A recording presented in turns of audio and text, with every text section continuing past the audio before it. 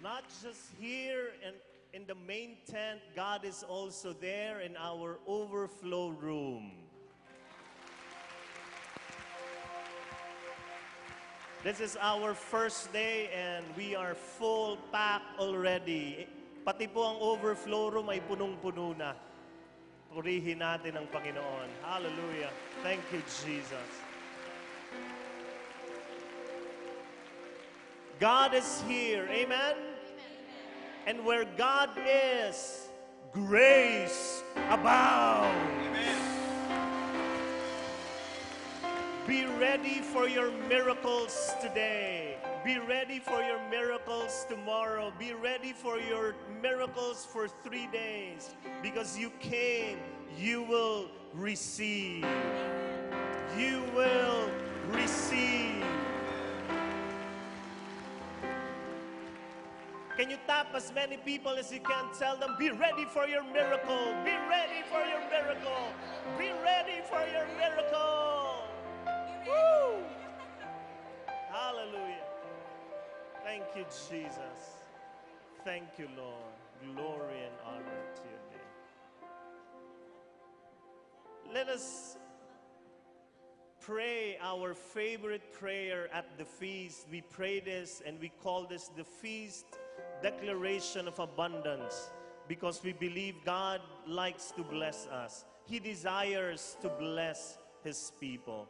Let's come before Him now together in the name of the Father and of the Son and of the Holy Spirit. Amen. Let's pray together.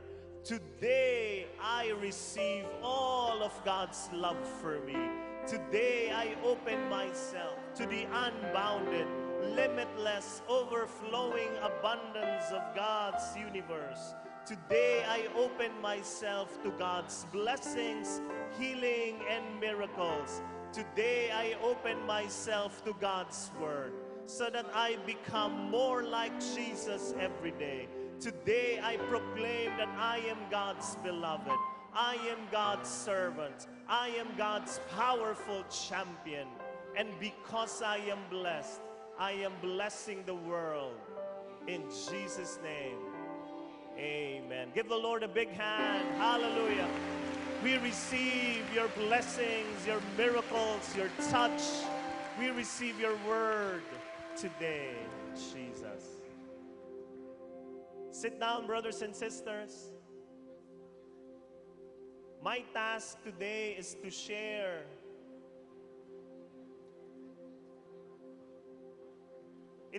share what God has done in my life. Alam po ng karamihan sa inyo na ako po ay dating teacher. Ako po ay nag-umpisa magturo sa high school for 3 years. And then after that, I became a professor for 10 years in College of St. Benilde.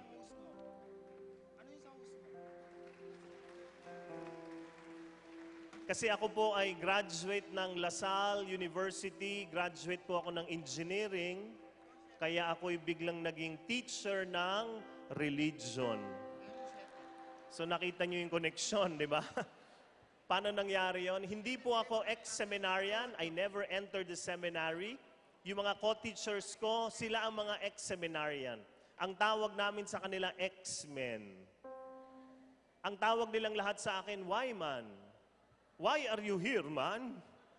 Ako po yung naging teacher ng religion because I would like to bring young people to God. Kaya ako'y tuwang-tuwa when we have this Lenten recollection because I'm talking to young people. Amen?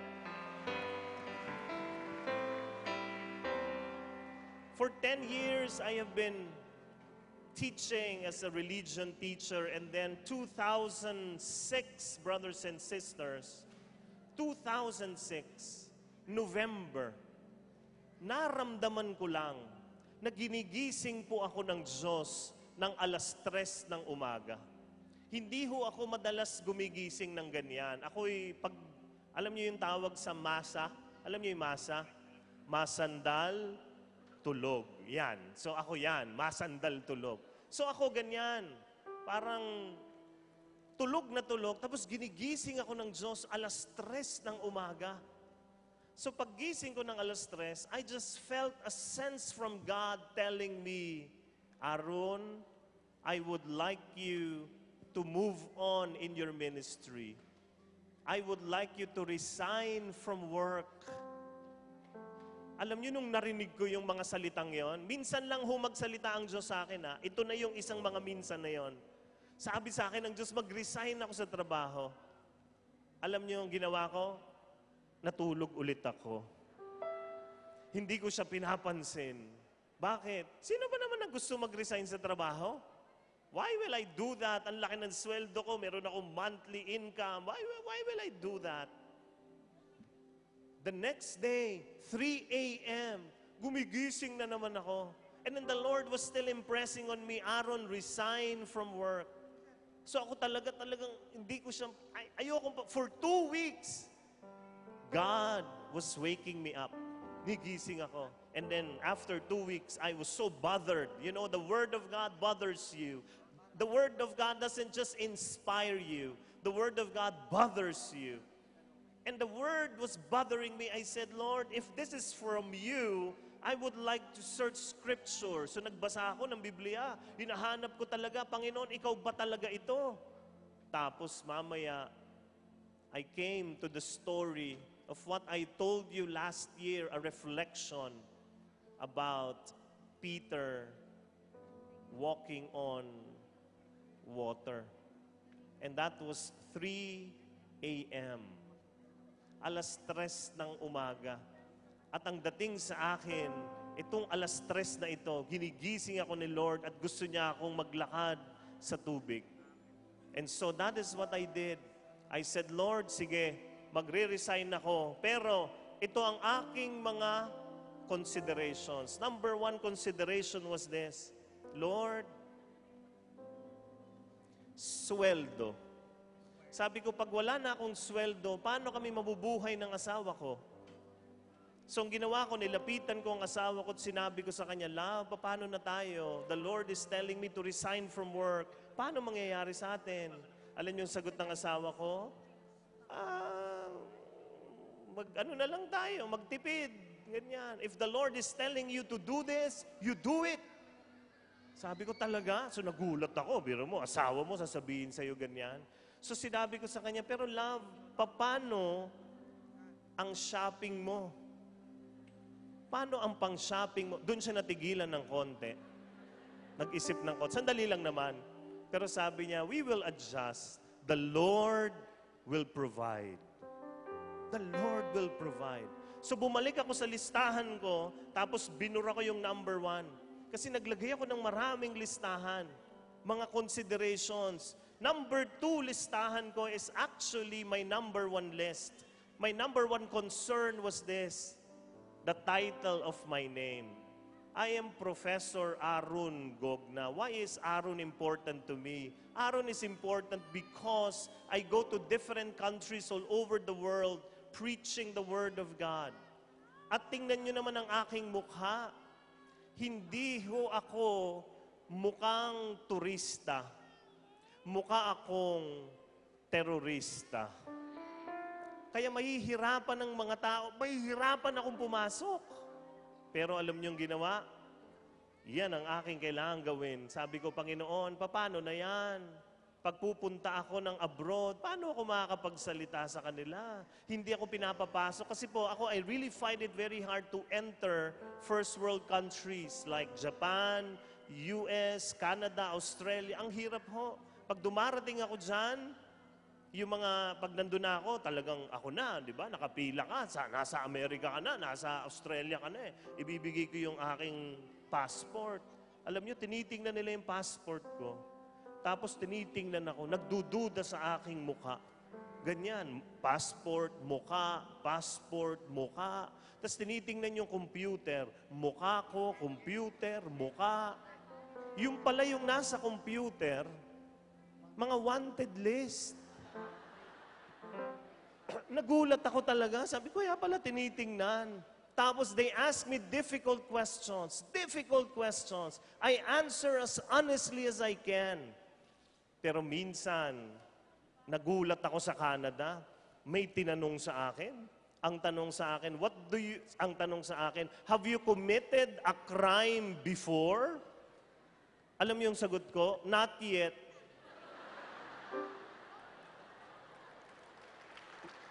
Nagulat kasi ako. Kaya not yet ang sagot ko. Tapos pag ito na ang tinatanong nila, nag-iiba na ang kanilang pagdududa. Pag tinanong nila ako, what do you do in the Philippines? Ang sagot ko, I am a professor in a university. Pag narinig nila yung professor, lahat sila, really? Nakangiti na. Tapos tatanungin ko, what do you teach? Ang sagot ko, theology. Wow! Tapos tatatakan nila ako ng maximum stay. Kaya sabi ko, Lord, pag hindi na ako professor, what will I tell them? Paano ko pupunta sa iba't ibang bansang ito to proclaim your word? What will I tell them? And I was praying that moment. And you know, I just felt God's embrace. And the Lord told me, Aaron, hindi ka na professor, anak kita.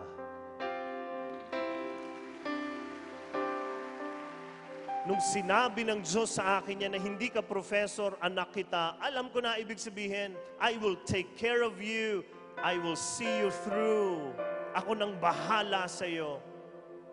And December 2006, brothers and sisters, I made my resignation. I resigned from work. At the peak of my career as a professor, as a senior professor, I was the next boss. But I said no, not anymore, because God wants to lead me somewhere. That was November 2006.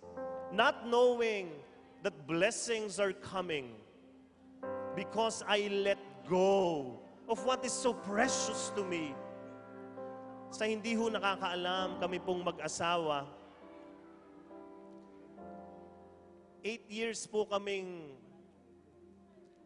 nagsubok magkaanak. Talagang we tried everything. We were praying, we were going to the doctors, and gusto namin magka-baby. And then January 2007, just a few months from resigning from work, we saw another doctor. Tapos itong doktor na ito, very positive, at sinabi sa atin, itong gagawin naming procedure sa iyo. It's a fertility procedure. I looked at my notes in theology and said, pwede yan. So ginawa namin. Our hopes were so high. Ang taas ng pag-asa namin. Bakit? Magkaka-baby na kami after 8 years of waiting. And then we did the procedure. After 2 weeks, we found out the procedure failed. It failed. And we were so down. And then we went to the doctor, and the doctor said, you know, the next step is in vitro. Kami talaga, no way, hindi ho pwede yan. So I told the doctor, sabi ko, pwede po bang, can we just stop all medications? Because we've been in medication for many, many years. Can we just stop? We just do, give us vitamins, and then we will just go back to prayer. Magdadasal kami ulit. Ano ang gusto ng Diyos sa amin? Magkakaanak ba kami? O kami ay mag-aampon? O wala na kaming anak? But we will go back in prayer. And the doctor said, bilisan ninyo. Kasi tumatanda na kayo. Yung panahon ninyo magkaanak, kumukunti na lang. And that is what we did. We went back to prayer. And then one prayer time I had, I was praying and I said, Lord, I believe so much in this statement. This is a theological statement that says, grace builds on nature. Can you say that, please? Ang biyaya ng Diyos ay pumapaloob sa mga handa. So grace builds on nature.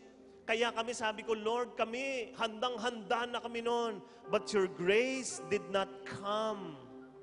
But Lord, I was praying, I believe more than grace builds on nature, I believe that you can defy nature.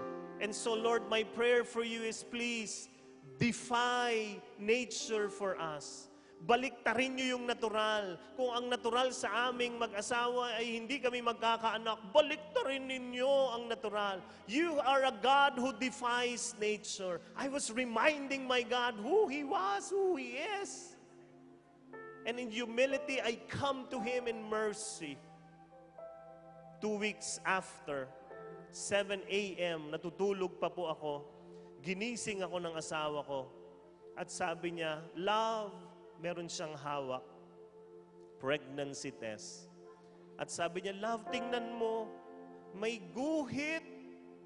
Tiningnan ko, may guhit nga ang pregnancy test. Sabi ko, hindi mo ginuhitan yan? Hindi nga. Ang gumuhit ay walang iba kung hindi ang Panginoon.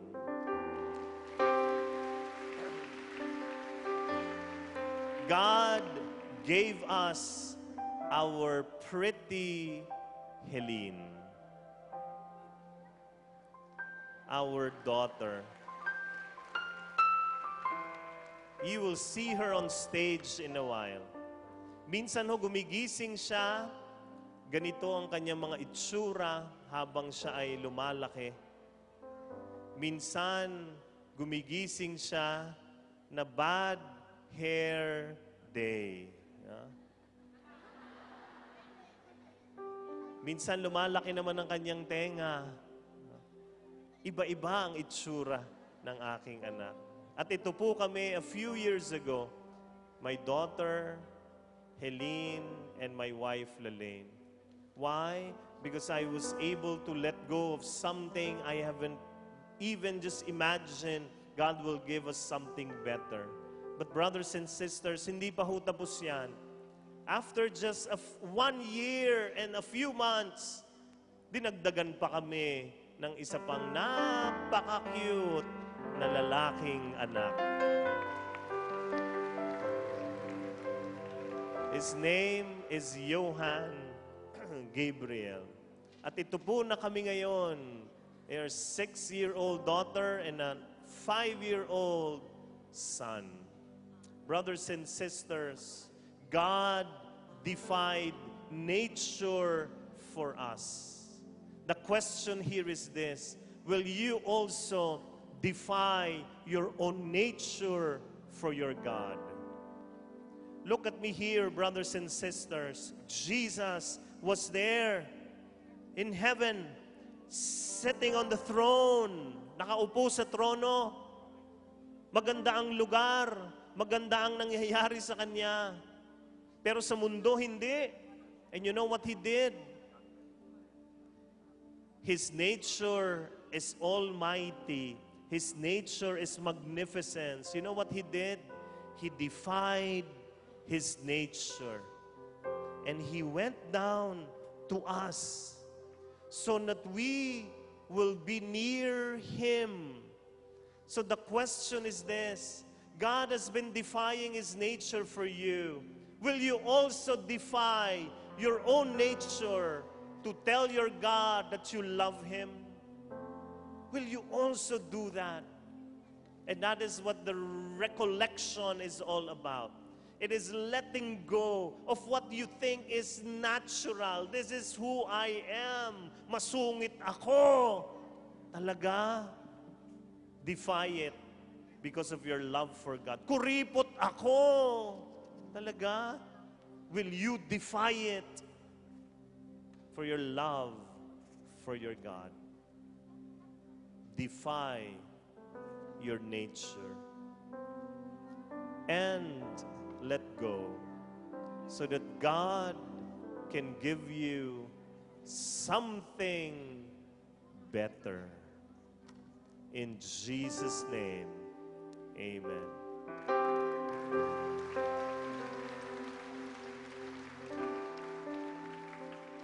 Can I ask you to just pause for a while? We'll give you a moment of silence. If you may, close your eyes. It's better to close your eyes so that you will have a moment of silence, not just noise, silence from the sounds, but also silencing your mind. and let the Holy Spirit speak to you.